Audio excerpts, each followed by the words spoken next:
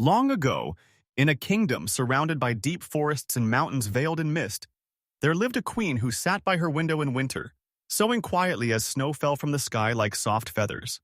The window frame was made of black ebony wood, and as she pricked her finger with the needle, 3 drops of blood fell upon the white snow outside. She gazed at the contrast, red against white, framed by black, and whispered to herself that she wished for a child as white as snow, as red as blood, and as black as ebony wood. In time, her wish came true, and she gave birth to a daughter who was named Snow White. But the queen's joy was brief, for she soon passed away, leaving the child motherless in a cold and echoing castle. The king, grieving yet bound by duty, remarried a woman of striking beauty. This new queen possessed a face that seemed carved from perfection, but beneath her graceful exterior lay a heart consumed by vanity and pride. She owned a magical mirror, framed in gold, and each day she would stand before it and ask who was the fairest of them all. The mirror always answered truthfully, and for years it assured her that she was indeed the most beautiful in the land. Snow White grew into a gentle and kind young girl, her beauty blossoming quietly like a hidden flower. She did not seek admiration, nor did she notice how others looked upon her with awe. She spent her days working in the castle, dressed in simple clothes, unaware that her presence was slowly stirring jealousy in the queen's heart. One day, as the queen stood before her mirror and asked her usual question, the answer changed. The mirror told her that though she remained beautiful, Snow White had grown fairer still. The words struck her like a blade. Envy twisted within her, dark and relentless. From that moment on, she could not bear the thought of Snow White's existence. Beauty to her was not something to share. It was something to possess alone. Consumed by rage, the queen summoned a huntsman and ordered him to take Snow White deep into the forest and kill her. As proof of the deed, he was to bring back her heart. The huntsman, though loyal, was troubled by the command. Still, he led the innocent girl into the woods, where towering trees blocked out the light and silence pressed in from every side. When the moment came, he raised his knife, but Snow White turned to him with fear and pleading in her eyes. She begged for her life, promising to run away and never return. Her innocence broke through his resolve. Unable to carry out such cruelty, the huntsman lowered his weapon and told her to flee as far as she could. He warned her never to return to the castle, for her life would always be in danger. Snow White ran through the forest, branches tearing at her clothes and roots threatening to trip her. As night fell, fear surrounded her like a shadow. Strange sounds echoed in the darkness, and she believed every rustle was something coming to harm her. Exhausted, she finally stumbled upon a small cottage hidden among the trees. The cottage was unlike anything she had seen before.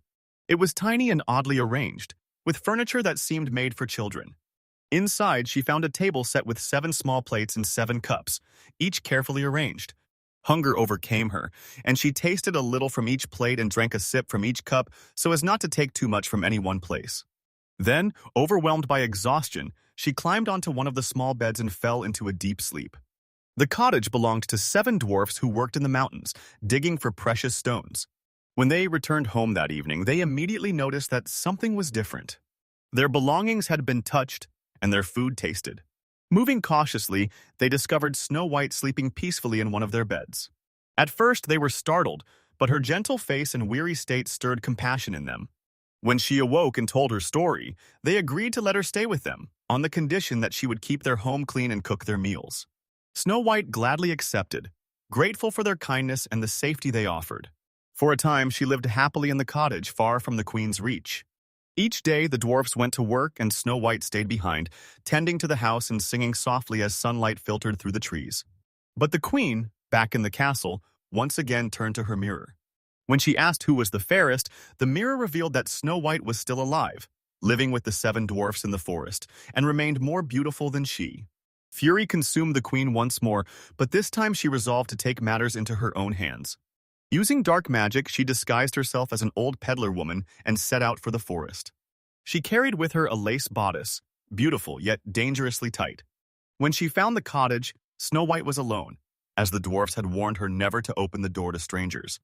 But the queen, in her disguise, spoke gently and offered her wares, tempting Snow White with the lovely bodice. After much hesitation, Snow White allowed her inside. The queen quickly laced the bodice so tightly that Snow White could barely breathe, and she collapsed to the ground. Believing her to be dead, the queen left triumphantly. When the dwarfs returned, they found Snow White lying still. Realizing what had happened, they cut the laces, and she slowly regained consciousness. They warned her again, more urgently this time, never to trust anyone. Back in the castle, the queen asked her mirror once more, only to discover that Snow White still lived. Enraged beyond reason, she crafted another plan. This time, she created a poisoned comb and disguised herself again. She returned to the cottage and managed to deceive Snow White once more, placing the comb in her hair. The poison worked instantly, and Snow White fell lifeless again. But once more, the dwarfs returned in time to save her. Still, the queen's hatred did not waver. Determined to succeed, she prepared a final and deadly trick, a poisoned apple, red and tempting, with only one half laced with poison. Disguised as a farmer's wife, she went once more to the cottage. Snow White hesitated, remembering the warnings, but the queen cleverly bit into the safe side of the apple to prove it harmless. Reassured, Snow White took a bite from the poisoned half. Instantly, she fell to the ground, motionless. This time, there was no waking her. The queen returned to her castle and asked her mirror the question she had waited so long to hear answered in her favor. At last, the mirror declared that she was the fairest in the land. Believing Snow White to be truly dead, the queen felt a dark satisfaction. When the dwarfs found Snow White, they could not revive her. Grief filled their small cottage and they refused to bury her, for she looked as though she were only sleeping. Instead, they placed her in a glass coffin, adorned with flowers, and kept watch over her. Time passed, and one day, a prince traveling through the forest came upon the coffin. Struck by Snow White's beauty, he asked the dwarfs if he might take her with him, unable to bear leaving her behind. Reluctantly, they agreed. As the servants carried the coffin away, they stumbled on a rough path, and the sudden jolt dislodged the piece of poisoned apple from Snow White's throat. She gasped and opened her eyes, returning to life. The prince, overjoyed, asked her to marry him, and she accepted. Their wedding was a grand celebration, attended by nobles from across the land. The queen, unaware of Snow White's survival, was invited as well. When she arrived and discovered the truth, fear and rage overtook her. As punishment for her cruelty, she was forced to wear red-hot iron shoes and dance until she fell lifeless. Snow White and the prince lived on, their story echoing through the ages as a tale not only of beauty, but of jealousy, innocence, and the enduring power of kindness over darkness.